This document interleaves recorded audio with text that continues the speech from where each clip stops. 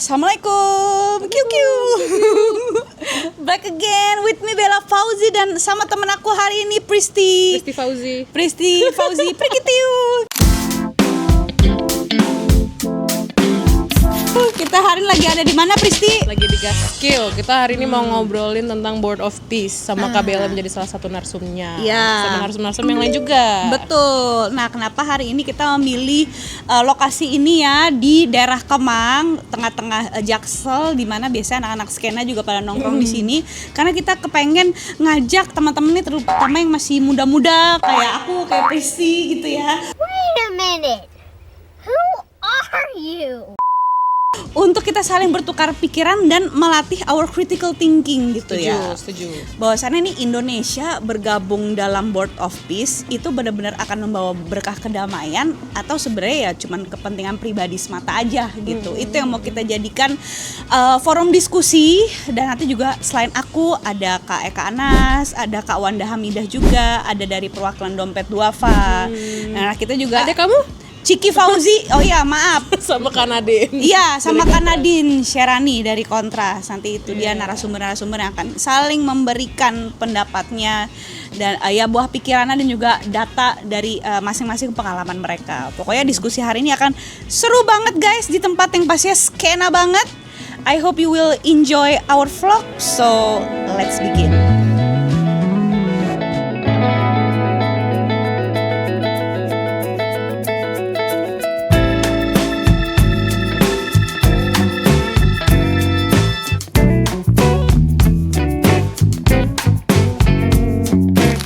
Halo, selamat sore kawan-kawan. Saya Nadine dari Kontras. Assalamualaikum ya Robun, aku Bella Fauzi, mewakili kalian semua. Assalamualaikum warahmatullahi wabarakatuh. Saya Wanda Hamidah, saya dari rumah kebetulan. Aku dari tadi deh Kak, aku dari tadi deh. Untuk masuk ke organisasi itu harus membayar sekitar 16,7 triliun. Betul. Dan juga poin di mana penunjukan atau pemputusan Donald Trump sebagai chairman of the board-nya, founder-nya, itu dia menempatkan dirinya dan menegaskan bahwa dia jadi pemimpin tunggal dan umur itu. Jadi selama dia belum wafat, nggak bakal ada yang ganti. Kalaupun ada yang ganti, cuma dia yang bisa nunjuk. Jadi fakta-faktanya udah obvious banget di yang udah kita tahu, tapi juga mungkin teman-teman nanti bisa cek di online, ada 20 poin masalah yang di propose sama Trump, dan itu kebanyakan dari poin-poin itu keberpihakannya nggak ada yang memilih ke Palestina, begitu. Memang iya ditujukan untuk demilitarisasi, membantu perdamaian, tapi yang nggak ada garis belakang melibat Palestinanya gitu. Nah, yang aku mau tanya sekarang, indikasi apa lagi yang membuat Board of Peace ini menjadi organisasi yang patut dicurigai atau kita approach ekstra hati-hati? Apalagi selain fakta-fakta itu, tapi dari Mas Ari dulu kali ini. Pertama, Board of Peace ini sangat wajar kalau kita semua bertanya, dan sangat wajar kalau kemudian kita semua mengkritisi. Parameter-parameter yang tadi disampaikan oleh Mas Eka itu semua valid.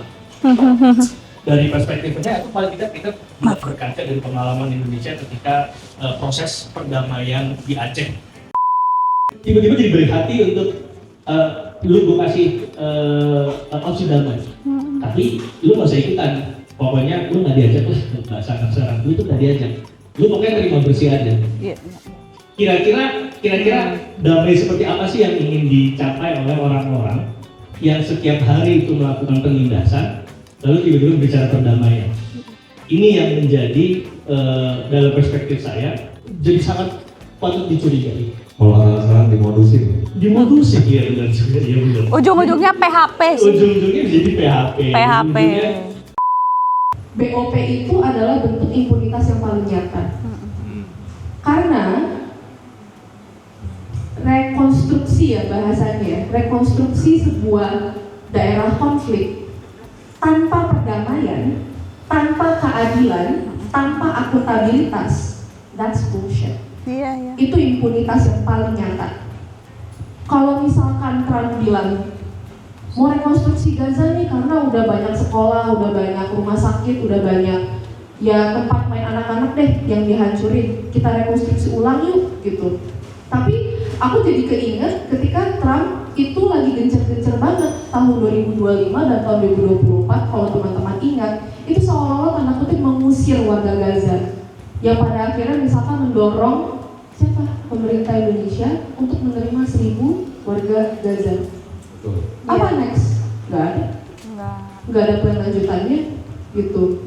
Jadi aku sepakat banget sama kata kunci Mas Arief tadi ya. Kok bisa orang yang selama ini menjadi salah satu aktor pendukung utama dari genosida kok tiba-tiba berbaik hati untuk membuka lapak perdamaian. Ada apa nih? Gitu. Ada apa nih?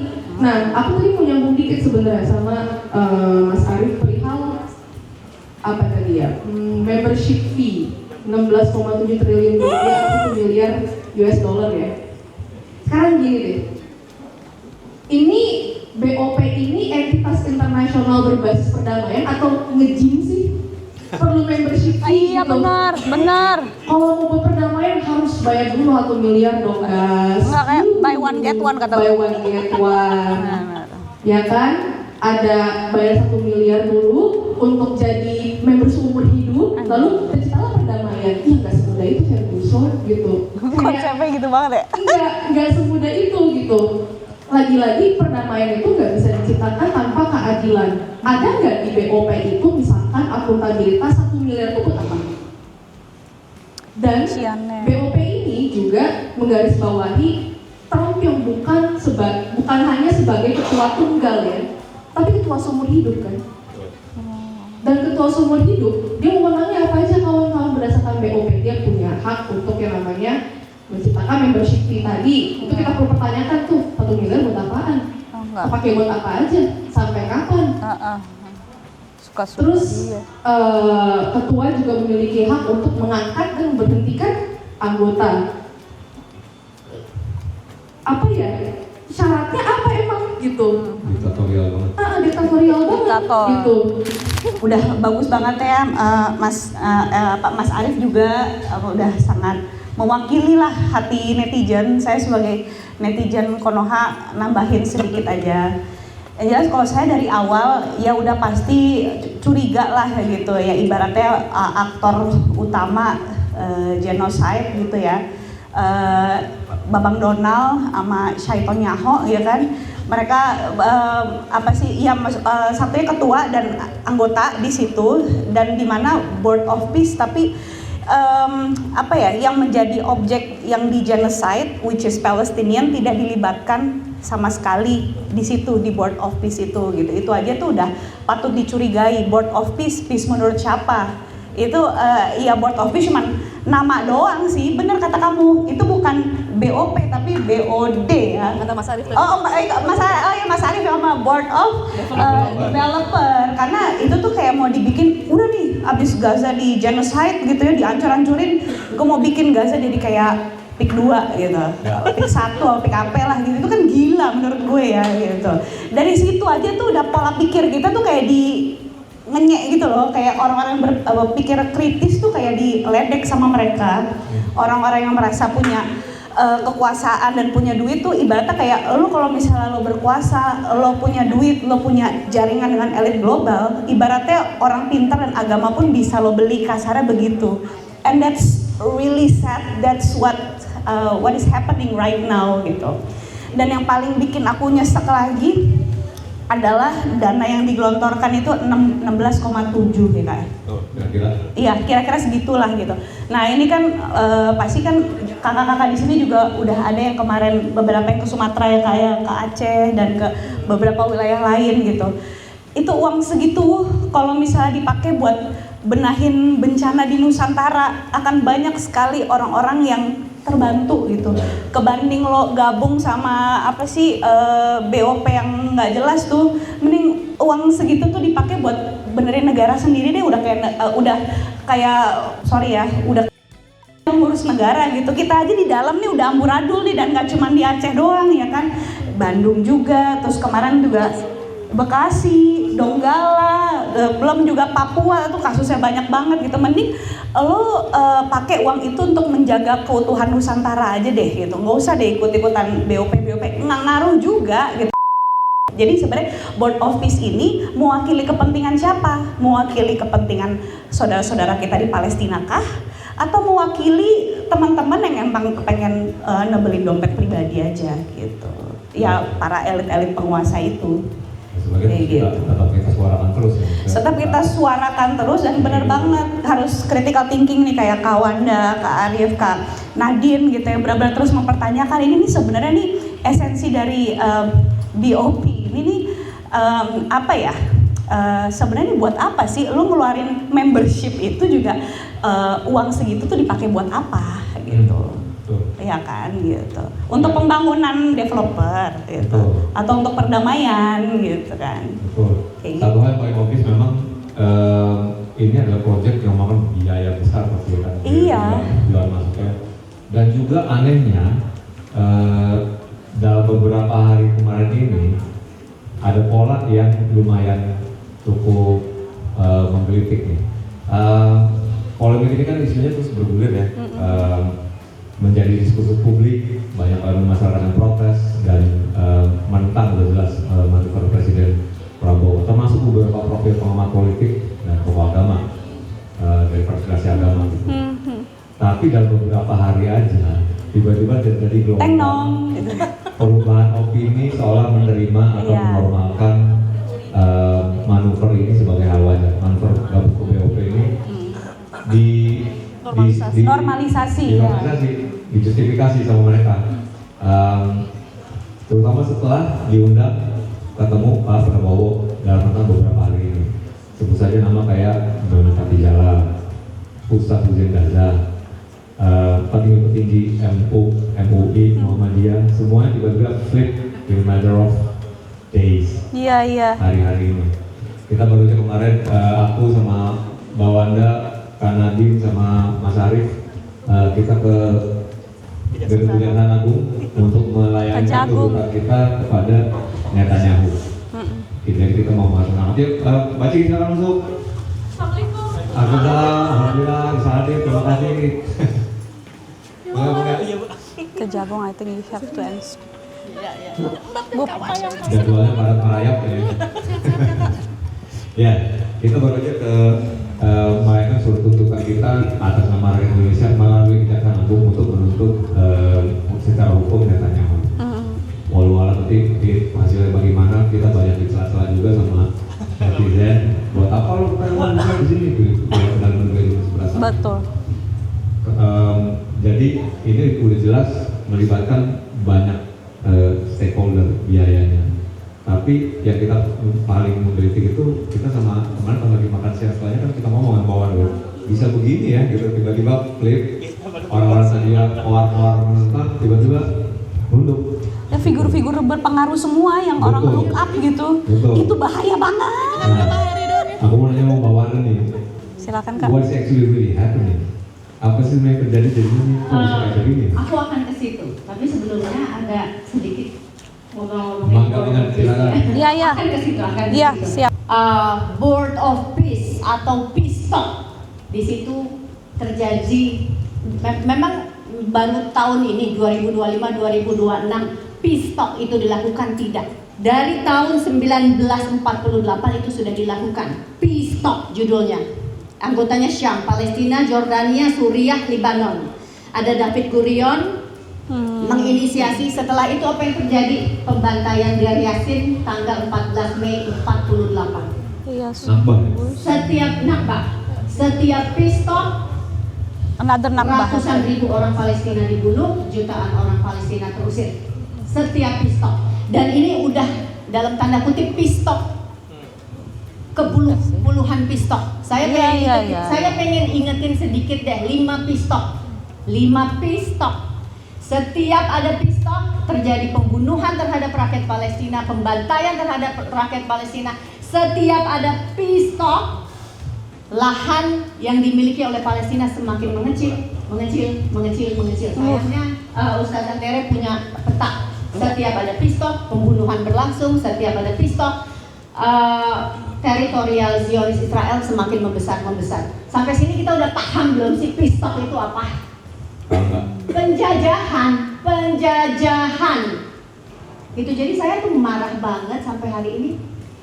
Kok kita umat muslim terbesar masih termakan Nggak peace talk? belajar.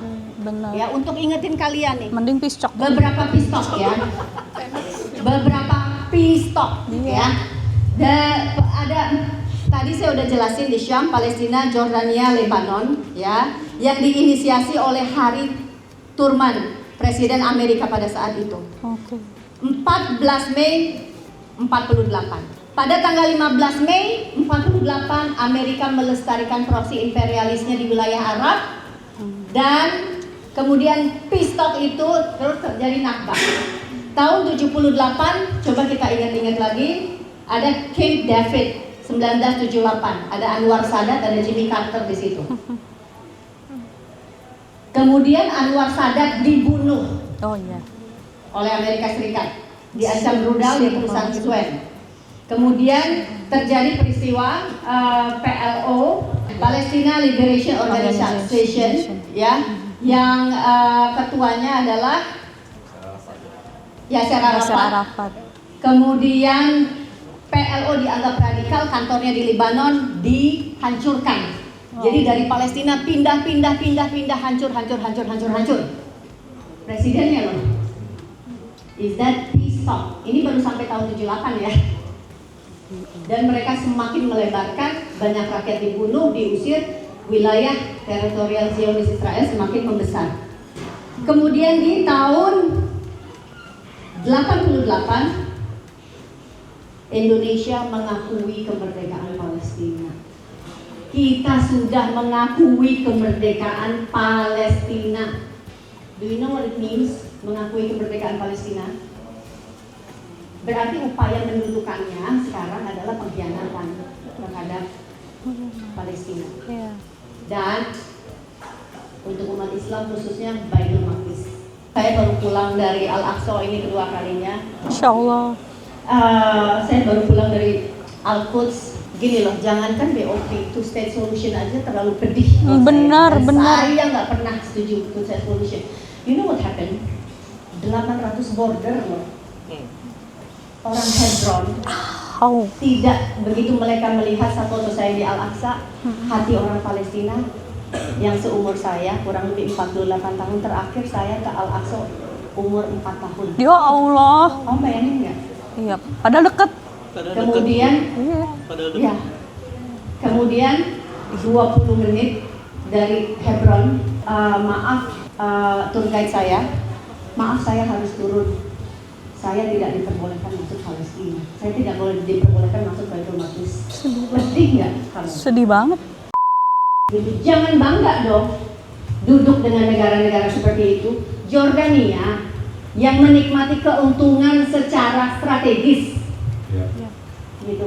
Jangan bangga dong gabung dengan negara-negara yang menjadi proksinya Amerika Serikat. Gitu. Jadi dari hal ini sisi mana sih yang kita nggak paham dari sejarah, bahwa yang mereka bilang kok kita masih bisa ditipu-tipu terus sih rakyat Indonesia, dibilang peace, padahal setiap peace terjadi pembantaian, setiap peace terjadi pendudukan lahan, dan kita masih mau dicekokin oleh peace gitu. Dan ini dan diiyakan lagi oleh dalam tanda kutip ulama-ulama, organisasi besar. Aku melihat beberapa teman yang mungkin seperjuangan nama kita ya sebelum ini terus jadi pakai narasi ketika ulama berdiri bersama Umaroh, lalu ini yang hal yang kita rindukan gini-gini, tapi tidak melihat konteksnya bahwa mereka berdiri berbarengan untuk mendukung Board of Peace yang dimana kita juga harus submit berapa 17 triliun gitu ya, dan itu dari APBN yang berarti itu dari uang pajak kita. Emang kita ya mungkin nggak ada apa-apanya dibanding dana MBG ya, cuman maksudnya itu tetap dari uang pajak kita yang harus kita kritisi apakah iuran itu benar-benar akan dialokasikan untuk membangun Gaza. Dan kalau menurut aku ya, misalnya itu kan kalau dari presentasinya menantunya ya, siapa siapa ya? Itu adalah tentang membangun real estate di Gaza. Lalu real estate sebagus itu, siapa yang mau beli? Kalau orang Gaza udah gak punya harta apapun, ujung-ujungnya Zionis Israel lagi kan, yang bisa membeli real estate itu untuk menduduki Gaza. Jadi nggak masuk akal gitu. Dan bagaimana tiba-tiba temennya aku Islam dan Muslim sih, insya Allah juga yang berusaha di garis yang nggak melenceng gitu ya. Cuman ini tuh aku nggak habis pikir, ulama-ulama udah mulai menyetujui, bahkan ketika dikritisi, bahkan Malaysia itu kan nggak ada di Board of Peace ya. Terus kata ulama sebenarnya, kata salah satu ulama yang waktu itu aku sempat dengar, sebenarnya kita harus berbangga karena berarti dunia itu melihat sosok Pak Presiden kita sebagai Wa inna ilaihi raji'un. Toh, ada pahit. Mungkin dalam hal ini walaupun saya tapi dalam emang ini penjajahan pikiran soal tarif apa dan lain sebagainya. Iya, walaupun kata mereka itu adalah proses dalam diplomasi, cuman mau sampai kapan sih kita dijajah pemikiran terus sama Zionis lewat Trump? Bahkan dari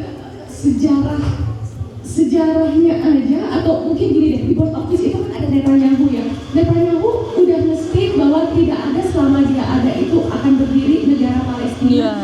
Gaza merdeka dari Israel tuh nggak ada. Dan di Board of Peace itu ada Netanyahu. Jadi kenapa ikut gabung kalau misalnya kita bisa punya pilihan seperti Brunei dan Malaysia yang nggak ikut gabung gitu? Kenapa kita justru memilih yang ikut gabung? Mau dipandang siapa sih Pak? Mau dipandang Trump? Yang alumni Epstein itu.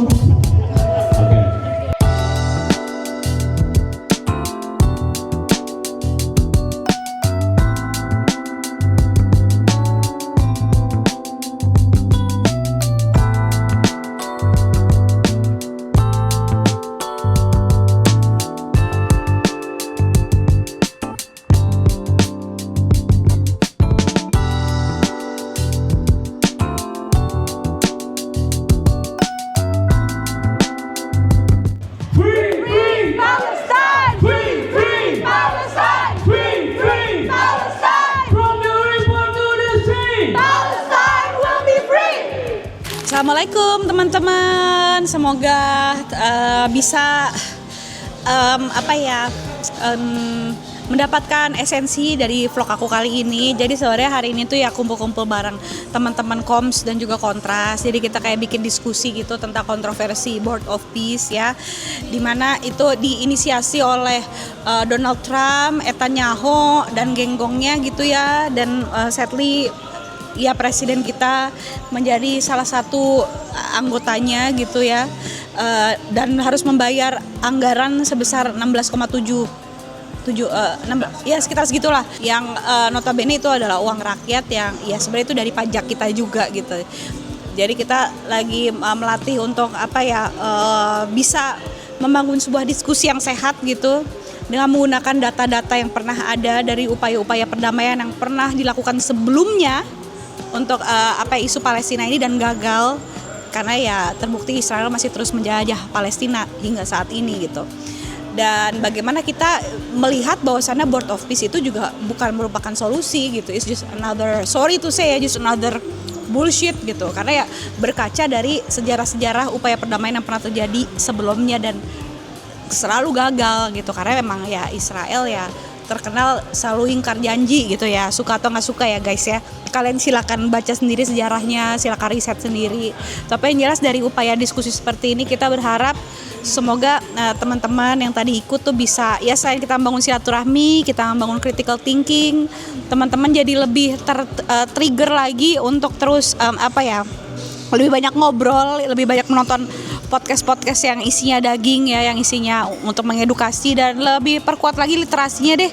Kita lebih banyak lagi riset, lebih banyak baca buku, lebih banyak dengerin sejarah dari sumber yang benar gitu ya, baca buku-buku sejarah perjuangan Palestina gitu. Banyak kok sekarang buku-buku yang bisa kalian riset dan kalian pelajari gitu ya, supaya ini kepala nggak kosong banget gitu dan nggak gampang disusupi oleh agenda-agenda propaganda Zionisme, karena ya yang terjadi sekarang itu adalah sejarah yang terjadi sekarang itu adalah penjajahan pemikiran guys gitu. Jadi kalau misalnya kita nggak mau pikiran kita terjajah, atau kalau kita nggak mau pemikiran kita ternodai gitu ya, kita harus isi dengan hal-hal ilmu-ilmu, info-info yang sehat gitu dari sumber yang terpercaya gitu sih.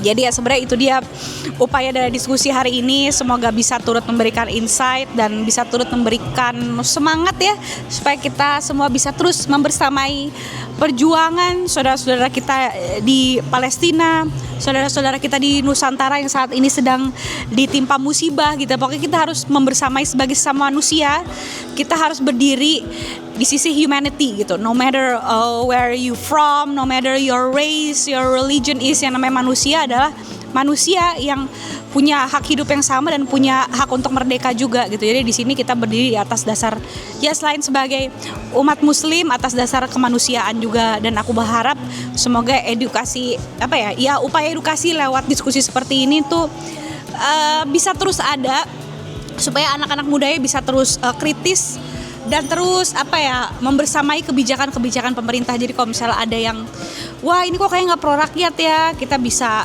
ya mengawasi terus lah gitu. Karena ya kalau bukan rakyat sebagai dewan tertinggi gitu kan, ya mengawasi negara kita mau siapa lagi. Jadi ya emang udah sepantasnya kita rakyat, khususnya generasi-generasi muda ini dilatih untuk berpikir kritis sejak dini. Nah salah satu caranya, upayanya adalah lewat diskusi-diskusi seperti hari ini gitu guys. Ya itu aja ya, aku takut ngomong udah makin ngalur ngidul. Pokoknya intinya semoga kalian ya bisa mengambil hal baik dari vlog aku. Thank you so much for watching. Assalamualaikum warahmatullahi wabarakatuh. Bye guys, thank you.